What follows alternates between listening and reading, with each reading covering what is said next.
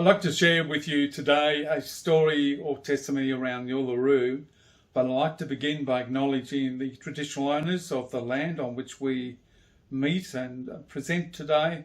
Also like to pay my respects to elders past and present for the Pitjantjatjara First Nations people who are the custodians of Ayers Rock, Uluru, whichever one you want to call it. Also, I'm going to quote later the Jewish book of Proverbs, which is Mishlei Seva. Okay, by the way, I hope you have your phones ready for this one. Now, imagine if you discovered one day there was gold or silver in your backyard, particularly if you're 9 to 12 years old. But you go to your mum and dad and you ask them, oh, can you loan me $5,000? Why? Oh, I just want to buy a backhoe. Oh, but you can't drive one. Yeah, but I'll work it out. 1977, I went on a camping trip around Australia, something I'd always wanted to do. Part of that holiday included visiting Uluru. In those days, you could climb Uluru with the chains, and people were much more respectful of the land and used to look after it a lot better. One of the real blessings was an Australian bushman who was friends with First Nations people who walked us around the base of the rock, but then we had to climb it. So I began climbing, but quickly ran out of energy and breath. So I moved off to the side to recover. Now, one of the females also on the tour came and joined me, same thing.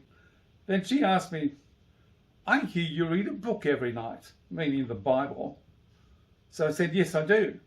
Her question is, why would you do that?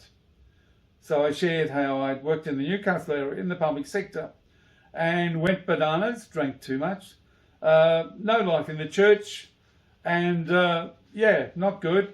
But Elohim had intervened. I met a man who took me to a place called Faith Centre, where I promised Elohim I would live for him, even though I wasn't popular, which led to a complete transformation from the inside out. Now, I guarantee 99% of you watching this have a mobile phone. I want you to look this up. How much better to get wisdom than gold? Hint. Proverbs 16. Put it in your search engine. I'm waiting. Got that one? Good. Look up Proverbs 2:4. In the New Living Translation, it says this: search for them, that's Elohim's ways or trail, as you would silver.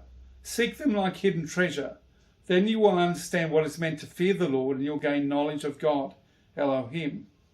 Now, I was given that promise when I was about 22 by a lovely man called Bob Cornwall, and I was struggling to learn even one book or one verse of the text called the Bible. For the fear of the Lord means we have to live in a clean way, in our mind and our heart, loving Elohim, so we don't hurt our body or our mind or anybody else for that matter.